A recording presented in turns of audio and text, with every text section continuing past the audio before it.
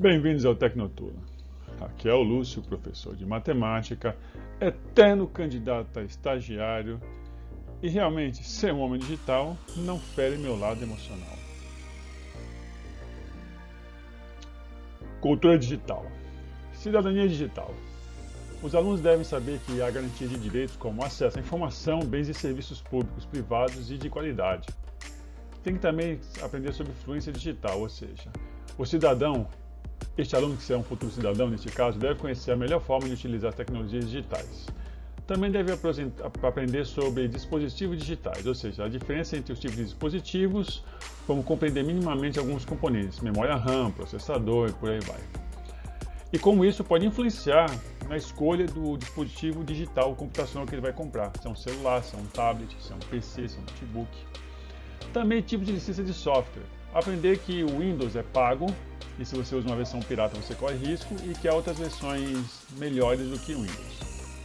Deve aprender as diferenças entre esses tipos de sistemas operacionais.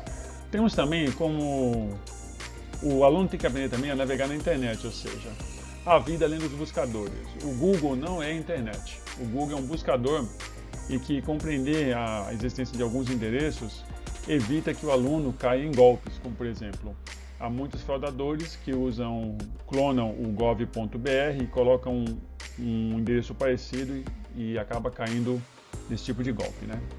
E por último, preservar a segurança dos próprios dados na rede mundial, ou seja, não sair divulgando todas as suas informações por aí, né? O aluno tem que ter essa noção que divulgar informações privadas suas pode deixar em risco a sua segurança digital e cair em golpes. Até o próximo slide. Cidadania digital, segurança e privacidade. Devemos ensinar as crianças práticas para que elas possam proteger seus dados. Ou seja, ensinar elas a criar senhas fortes, nada de usar 1234 ou a data de aniversário, ativar a autenticação em 2 fatores e saber identificar sites falsos ou golpes virtuais. Outra coisa é ética e cyberbullying. Ensinar a respeitar o próximo online é a mesma coisa que ensinar a respeitar o próximo na vida real. Agir de forma construtiva, evitar o cyberbullying e também ensinar eles a promover um ambiente online e seguro. Combater a desinformação, ou seja, aquela pessoa com um casaquinho ou que fala com figura de autoridade, nem sempre ela tem razão ou ela é uma pessoa real, tá? Ainda mais na área da inteligência artificial. Pensar criticamente e verificar as fontes de informação é essencial. Compartilhar notícias, imagens ou vídeos, esses que têm apelo emocional, então, não caiam nessa e ensinem as crianças a fugir disso. Chorou na frente da câmera ou usou da emoção, tem alguma coisa errada. Acredite em mim. E por último, consumo consciente. Tempo de tela de forma equilibrada e entender que a sua pegada digital, ou seja, o tempo que você fica na internet torna você mais suscetível a ataques hackers ou a ser rastreado, é de fundamental importância para que as crianças se protejam digitalmente. Um abraço e até a próxima. Fluência digital.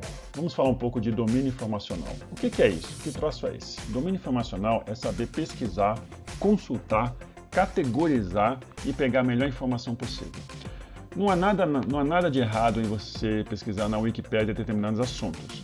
As pessoas discriminam muito a Wikipédia.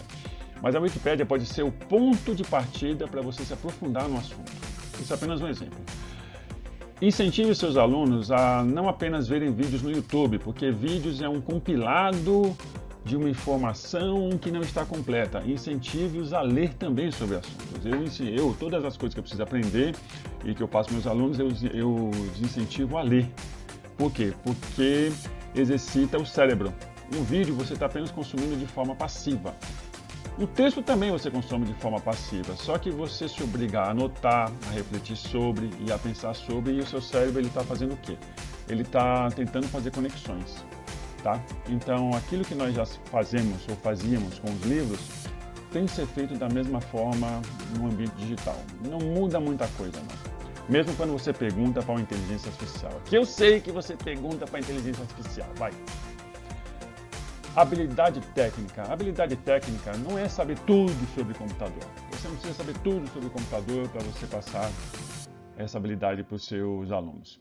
Olha, muitas coisas você pode até pedir. Peça um trabalho para as suas crianças, como é que um computador funciona, o que determinado programa faz, uma pesquisa rápida, são coisas que eles gostam, tecnologia. Esse tipo de habilidade técnica, quando você os ensina a pesquisar, você vai ver que você vai aprender muita coisa com esse pedido. E tem outras coisas. A habilidade técnica também não está relacionada apenas a saber sobre computadores funcionam. Está como resolver os próprios problemas, que é o próximo tópico. Quando você resolve problemas e aprende as ferramentas para isso, fica tudo mais fácil. Deixa eu dar um exemplo. Às vezes você tem uma imagem que você quer tirar o fundo dela e você não sabe fazer isso. Aí você pergunta para a inteligência artificial, que aí ela é útil, ela vai te recomendar algumas ferramentas e você aprende sobre essa ferramenta. Aí você aprende a retirar o fundo da imagem. Vamos supor que você quer aprender também a editar um vídeo, você não sabe fazer isso. Você procura na internet tutoriais, aprende a fazer isso e resolve seu problema para editar vídeos. Ou seja, para cada problema digital, no mundo digital, tem uma solução. Se você aprende a fazer isso ou aprende a perguntar, você resolve seus problemas, e se você ensina suas crianças a perguntarem ou a pesquisarem, elas também aprenderão.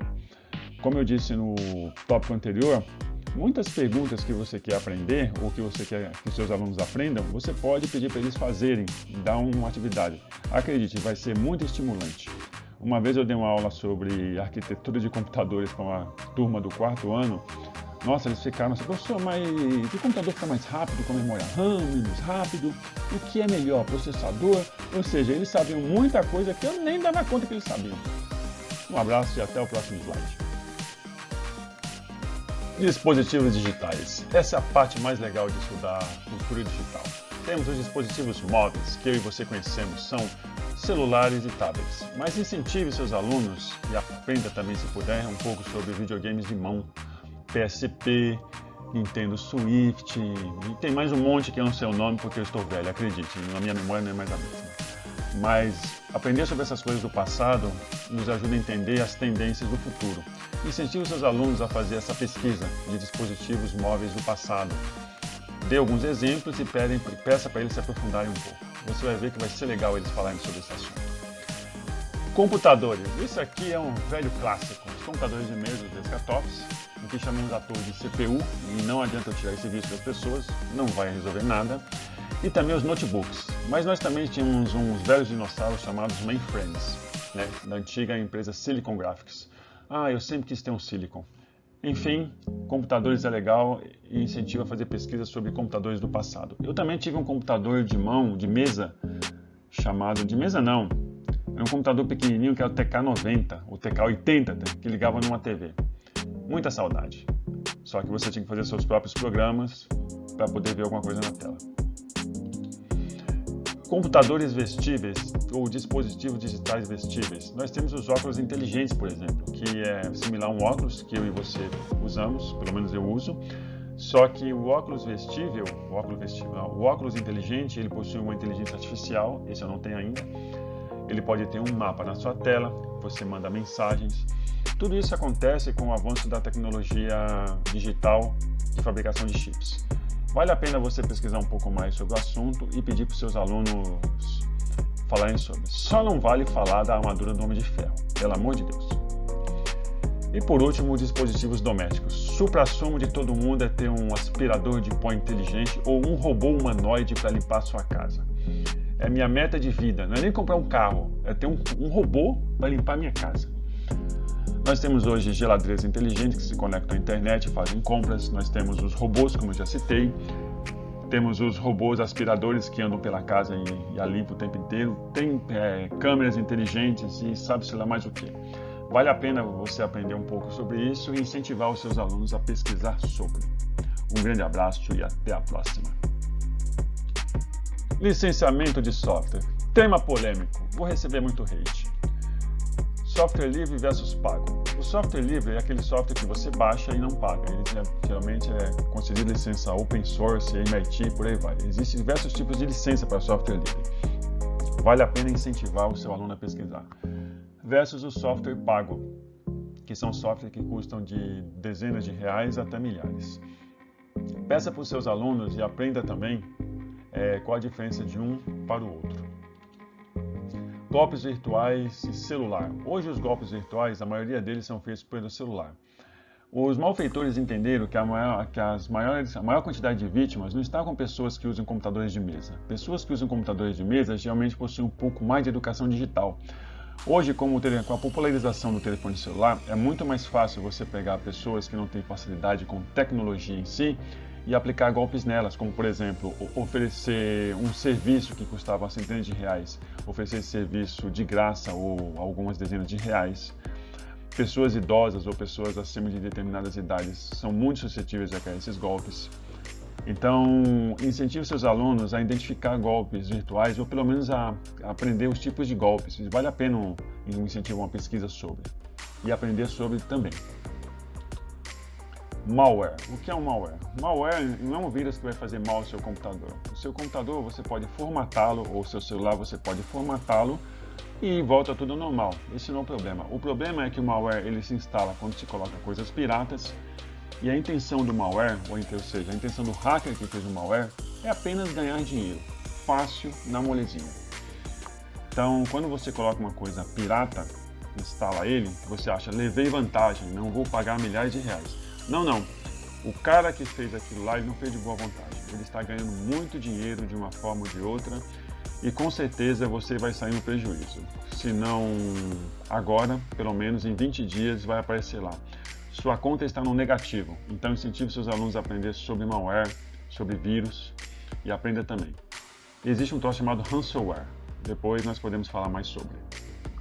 E por último, prejuízo, está ligado a malware.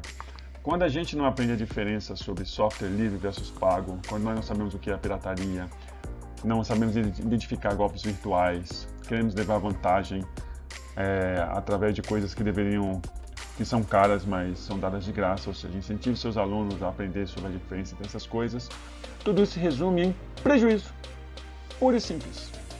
Todos nós aqui trabalhamos por dinheiro, vivemos em um mundo capitalista, onde se não tomarmos cuidado, nós tomaremos prejuízo e as contas do mês não serão pagas.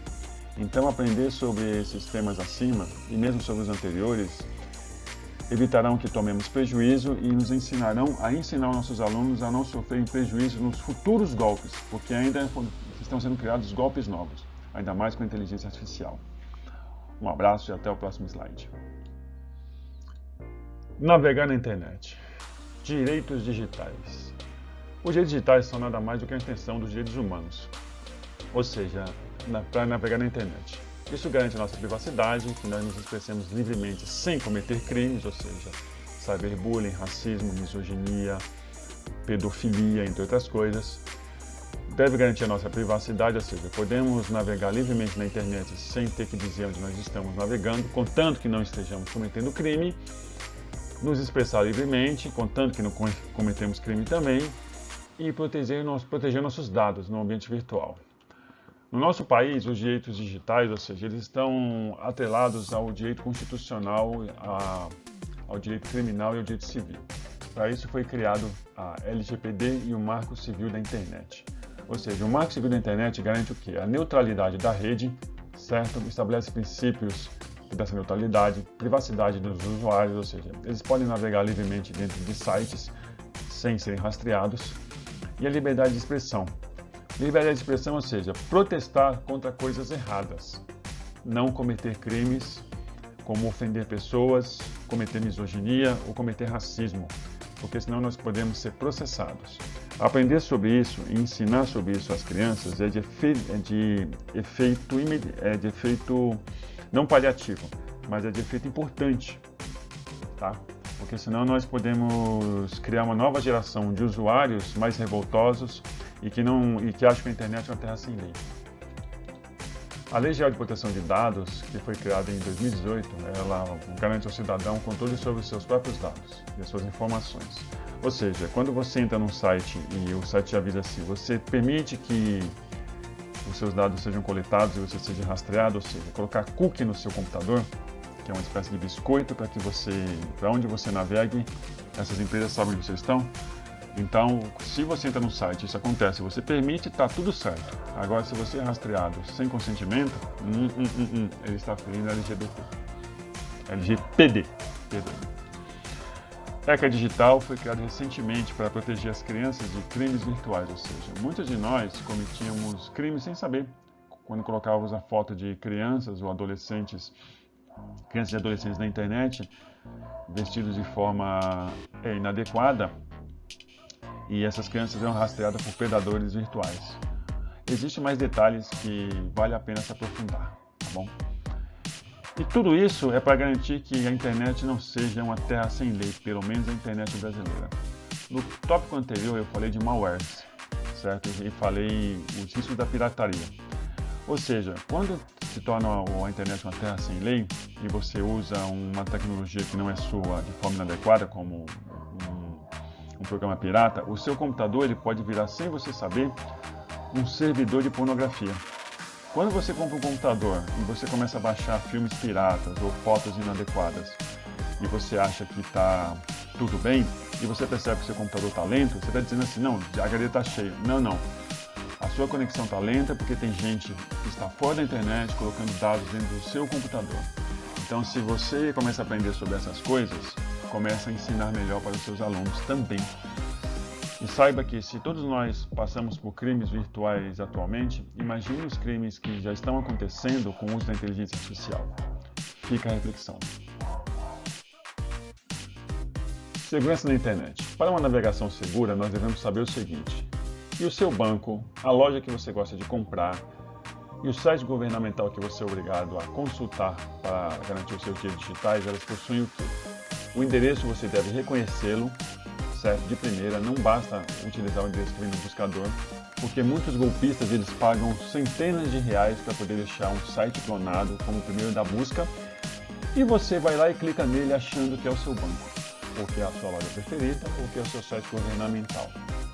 É a nossa responsabilidade reconhecer também as coisas que consumimos na internet.